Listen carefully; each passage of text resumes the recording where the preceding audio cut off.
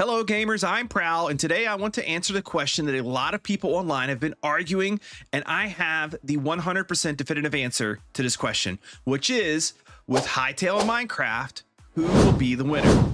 Now, before I answer this question though, I think we need to compare and contrast the two games.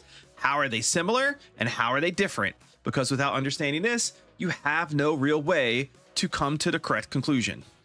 So let's break this down into a mix of gameplay systems and the core experiences for the player. But first, a word from today's video sponsor.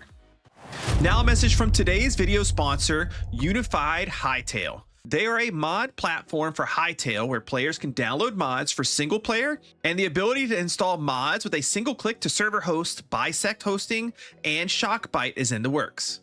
If you make mods and are looking for a place to host them, or are just playing Hytale and looking for mods for your world when early access launches on January 13th, go to unifiedhytale.com. Their website and Discord link can be found in the description below.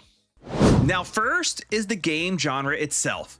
Both are blocky, survival, crafty, building games, so that's where they are similar to each other. But from there, they diverge quite distinctly from one another. On one side, you have Minecraft, a game that goes almost fully in the direction of sandbox. There are some simple core systems within the game, which we will touch on a little bit later, but ultimately those systems are intended to be simple as to not get in the way of the sandbox nature of the game. Let the player create their own experiences and keep things super simple so the game is broadly appealing to everyone from the age of like 4 years old to over 70 years old. Hytale, on the other hand, is more on a spectrum of RPG sandbox. I had the chance to interview Hytale's owner, Simon, and when I asked him on a scale of 1 to 100, where 1 is a full RPG game and 100 is a full sandbox game, where does Hytale fall? And his answer was 60. So while you're going to have that sandbox experience in Hytale, the sandbox already has several toys inside of it for you to play with, as opposed to the empty sandbox that is Minecraft. Now it's on to the things that make up the game. So, second on the list today will be the world generation. Between the two games, world generation will feel familiar to you, but they do have some distinct differences. Both of them are seed-based, meaning every world with the same seed number is the same, and different seed numbers are different from each other. Both have infinitely generated world composed of blocks and bodies of water. Minecraft's world is made up of biomes, distinctly themed areas like forests, deserts, mountains, and more. And these biomes are grouped together according to their temperature range in an effort to have some sort of blending between them. So you don't have a hot desert next to a cold ice spikes biome. Even further, Minecraft biomes have sub-biomes, which are just slight variations of the same biome, where usually the difference is in the trees and the plants. Hytale does things a little bit differently. The world of Hytale is divided up into 4 zones, each one with its own sort of theme.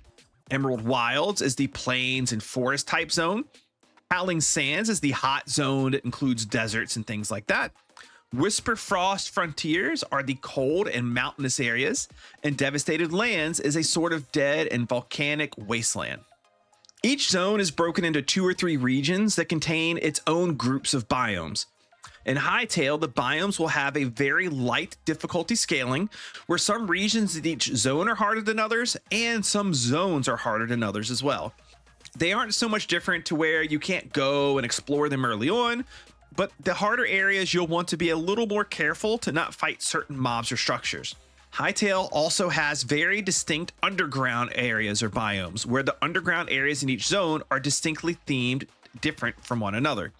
We don't really know yet if there will be numerous different cave biomes or regions per zone like it is above ground, so this is something we may learn more about as we get early access to the game. I'll also mention in this section too, Hytale's coming out with their second version of their world generation soon, and it sounds as though one of the major features of it will be how moddable it is.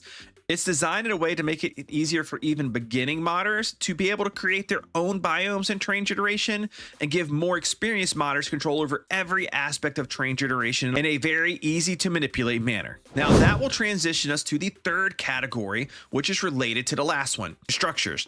In Minecraft, structures are fairly sparse. By design, Mojang doesn't want to have structures everywhere you go because they want you to build up pretty much everything in the world on your own. So you'll find villages pretty frequently, but other above ground structures are much less common. And the newer structures in the game, like ancient cities and trial chambers, can be more common, but are deep underground, so you don't really see them. Since Hytale leans more on the RPG side, you're going to find a larger variety of structures and see them more frequently. While they won't be filling your map everywhere, it won't be a rare sight to run across one. Structures in Hytale are often going to be a challenge for the player, and this is where the difficulty scaling will be done more within what we talked about earlier with different regions and different zones being harder than others. The structures in the harder zones will likely require you to gear up and progress a bit before you try and take them on. Fourth on the list is going to be a larger group of topics I'm just going to call systems, which is the different supporting systems inside of the game. Think things like fishing, food, crop farming, etc. In Minecraft, these systems are kept intentionally very simple. They have very little to no depth in them, which makes them all easily accessible to players of any experience level, and they all carry very little weight behind them, so you can choose to not interact with them and not really miss out on anything. In Minecraft, fishing is as simple as cast your rod, wait for bubbles to pull down the bobber, and click the button to reel it in and get a random item, which could be fish, an assortment of random items from the game, or enchanted books. You can make fishing a little bit better by enchanting a fishing rod to increase your catch rate or chance of getting rare loot, but that's it. Fishing in Hytale will be different. While I can't tell you exactly how it's going to work yet, as it's not implemented yet, the direction that Hytale's owner Simon has expressed is it will have some depth to it. We could see a system that includes upgraded rods, baits, or hooks, while we could see other mechanics like catching different fish or items in different biomes or different types of water. Fishing is going to tie into the cooking system as well, which I'll touch on when we talk about that in just a moment. And I wouldn't doubt it if we either see fishing made into some sort of easy mini game type thing to catch the fish, or maybe has some sort of a skill system where you can improve your fishing skill the more you fish, allowing you to catch more things or fish more efficiently. This same level of detail expands out to other systems. For example, in Minecraft, food is just food. It fills your hunger bar, and some foods fill it better than others. That's pretty much it. Outside of a couple of rare exceptions like golden apples, there's no real use for food other than keeping your hunger bar full so you can sprint or slowly regenerate some of your health. In Hytale, we know food is going to play a much larger role. There are plans for a fully fleshed out cooking system that will likely tie small, long duration buffs to different foods that you eat. Foods that you cook will likely offer better buffs than foods that you just find and eat. The intention behind it will be to make farming all types of crops and getting all types of food important, as they will all serve a variety of different purposes, and then to have a cooking system that enhances that further and gives you even more reason to get that variety of foods. Hytale may even not add a hunger system at all if they feel like the need for food without a hunger system feels like it's enough. And if you're thinking that it sounds like foods in Hytale are just like potions in Minecraft at that point, not really. Potions will also exist in Hytale and will serve as more powerful in the moment, very short duration effects like a heal or a short burst of attack damage or defense for you to use while you're in battle. Whereas food will be something you consume for its buffs before battle, before going mining, before exploring, etc. Now, I won't get into other systems too much, but systems like farming crops, interacting with pets, improving your armor, weapons, and tools will have systems behind them that have a lot more depth to them than Minecraft. This isn't to knock Minecraft's simple systems. Tons of players love how simple that they are, or that they cannot interact with them and not feel like they're missing out on something. And it also, again, makes the game accessible to a little larger of an audience. Now, our fifth and one of our largest differing categories is combat. Again, Minecraft is kept extremely simple. It works a bit different if you're on Bedrock Edition or Java Edition, but not by much. On Bedrock, you just spam click the attack button to do damage, while on Java, you wait for your weapons cooldown to attack again to do slightly more damage. For the most part, in Minecraft, weapon choice is simple. For range, the bow is infinitely better than the crossbow, and for melee, the sword is infinitely better than the axe, the mace, or the trident. Minecraft did just add the spear, which has some interesting mechanics like a lunge enchantment and a cool timing mechanic for jousting. Time will tell if people will go back to only using the sword, but the spear is fun. and it's a viable additional option. Then when it comes to Minecraft's mobs, they're all fairly simple. You get within range of the mob, it tries to attack you. They only have one attack, with the exception of the Warden, the Dragon, the Wither, and the Evoker. And even their additional attacks are fairly predictable and simple. So outside of those mobs, pretty much everything else you can just kill in a single hit, and you're not really worried about it after you get geared up a little bit. In Hytale, combat will be a much larger part of the game, and where a lot of that RPG element starts to shine. There are likely over a dozen different weapon types to choose from, and each weapon has its own unique attacks and charged special attacks. We don't know exactly how it all works yet, but it seems like you'll have 2 or 3 different primary attacks that you can do and a special charged attack that you can do. It's kind of like a ultimate ability or something. On top of that, you can block or attack with a shield, and you can parry attacks with your weapon. Eventually, blocking or parrying will be tied to your stamina bar, and you may get a dodge or evade button as well. Enemies will often have numerous different attacks that they can do and will decide to engage or disengage in battle with you, and they can block and parry on their own as well. We've also seen footage that shows you can crouch and sneak behind enemies that aren't looking your direction to avoid them completely. We have only seen some of the early stages of combat and weapons and armor so far, but we know that there will be even more added over the early access period, such as magic and additional melee or ranged weapons. And another thing I wanted to mention, and I think I'll fit it in the combat section, will be bosses. There will be a variety of bosses that you can fight in Hytale, and these bosses will have their own unique movesets and will likely have attack patterns or tells that you need to be aware of to have an easier time killing them. At number 6 on the list, I thought it would be worth mentioning story and lore. In Minecraft, the world's story and lore is left very largely a mystery. There is no story to really play through, but rather very subtle lore based on things that you experience throughout the game, like the Enderman and the End, the Dragon, the Wither, and several structures in the game have very vague lore implications that you can sort of make up your own story behind. This is definitely something that many people, including myself, love about Minecraft. Hytale will lean more into that RPG side of things, while still keeping everything feeling like a sandbox gaming world.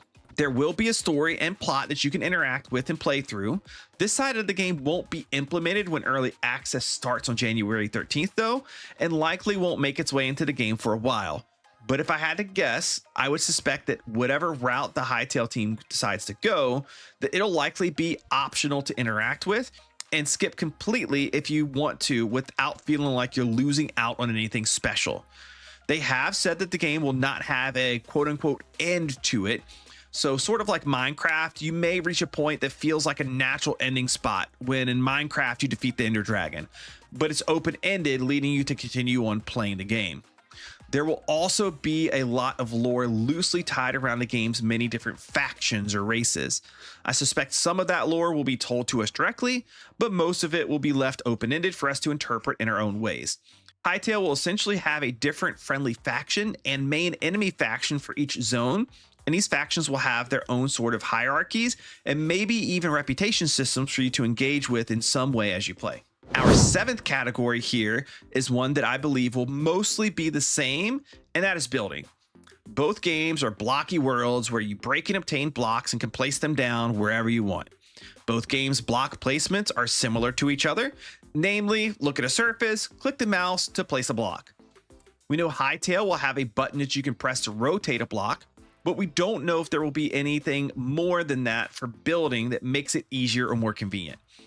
We do know, however, that Hytale has a ton of blocks and other placeable objects. This is where a lot of personal preference is going to come in. Hytale will have some blocks and things that you can place that will feel more advanced than Minecraft, such as actual roof blocks rather than using stairs, actual tables and chairs, and other decorative items for the inside and outside of your builds. In Minecraft, you have only the simple options, which then requires players to be very creative in their solutions to have the blocks they place be easily interpreted as something that they're not. This creates the core identity of Minecraft and that classic look that everybody loves.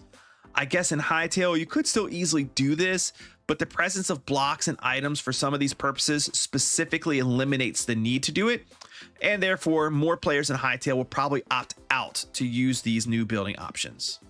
Next on our list at number 8 is creative mode. In Minecraft, creative mode is pretty simple. Fly around and have infinite access to blocks to place down and commands you can type in to do a variety of different things. You can then download a host of different mods to take creative building or planning to the next level with World Edit, Axiom, and other very useful and advanced tools. On the Hytale side, all those tools and more are built right into the game. An important thing to remember here is that Hytale is made by Hypixel, the largest set of servers in all of Minecraft.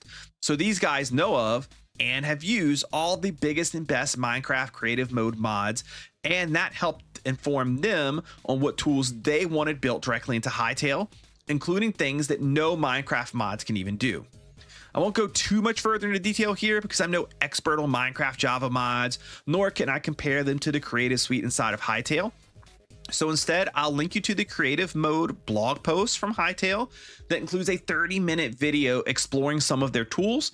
If you're interested in this sort of thing, it's probably worth you checking out. And what I think will be the last on our list, the 9th category, I'm going to call the purpose of the game. And this is going to tie into modding and servers.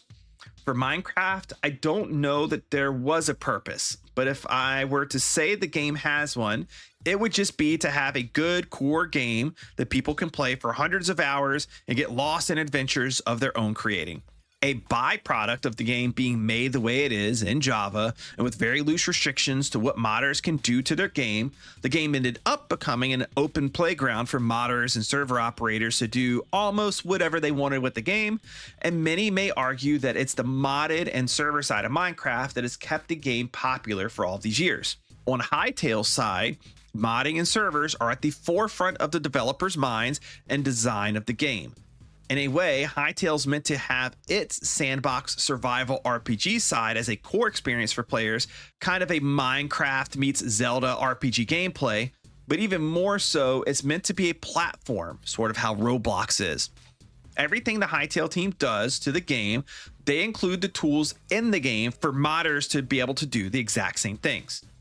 There's going to be an entire intentional ecosystem built in game for mods and servers. You'll be able to easily browse, download, and install mods from inside of the game. There will be no need for external launchers and different mod platforms to worry about. It's all part of the game's intended design. The Hytale team also isn't restricting the selling of mods, so if a modder wants to sell their mod on their own website, a third-party website, or eventually, there will be the ability to do this through the in-game mod browser. The modder can do any one of those things. This isn't a Minecraft marketplace scenario though. Hytale isn't going to take a percentage cut from the modder, so their incentive isn't to push whatever makes the most money, but instead it's to show players what will likely keep them playing Hytale more. There won't be any special requirements or restrictions to posting free mods either, and in fact the Hytale team is exploring ways to get mod creators that post their mods for free paid, at the very least through a built-in donation system, and maybe some other means beyond that. Servers will also play a huge role in the Hytale ecosystem. You're likely going to have many large public servers based around a variety of categories. MMO-RPG style servers, PvP servers, maybe even first-person shooter servers, and of course minigame servers. These servers will be browsable from an in-game menu as well, and the Hytale team is committed to not taking any revenue share from server owners for the first 2 years of the game after it releases into early access. And after that, the amount that they take could be anywhere between about 1% and no higher than 15% based on how much infrastructure and management help the server owner needs from Hytale. So in summary, for this portion, Hytale's appeal is more around being a platform for modders and server owners to create their own experiences for players and making accessing those experiences very easy for players. And secondarily is a good, solid, fun vanilla game for players to play and engage with too. So this brings me back to the beginning of the video where I said, who will win? And the answer I think is really obvious. The players win. Hytale and Minecraft, while they may have many similarities, are also very different games. You're going to have some players prefer only Hytale. You'll have a lot of players not be interested in Hytale and be happy sticking it out with Minecraft. And you'll have a lot of players sharing time between the two in some manner. This meme has been spreading around Twitter, but it's definitely true, which is Hytale is a cake and Minecraft is a cake, and we can all have two cakes. To those on the Minecraft side of the fence that have zero intention of ever touching Hytale, that's 100% fine. I have zero judgment for you. You should play whatever makes you happy, and it shouldn't matter to anyone why you keep playing Minecraft, but you should also want to see Hytale do well. For the people that enjoy playing it, and in hopes that if it does do well, and other games in the genre also do well, that Mojang and Microsoft feel some level of pressure to improve Minecraft into an even better version of itself. When this happens, all players win. So if you agree or disagree with my perspective, drop a comment down below and let me know. If you like this video, please press the like button and subscribe to the channel for more great Hytale content. If you are purchasing Hytale or anything in-game post-release, please use code PROWL8413 when making your purchase. It helps support my channel and my content. I appreciate all of you. Hytale, Minecraft, Vintage Story, whatever other games that you play. I hope you have a great time playing it, and I'll see you later.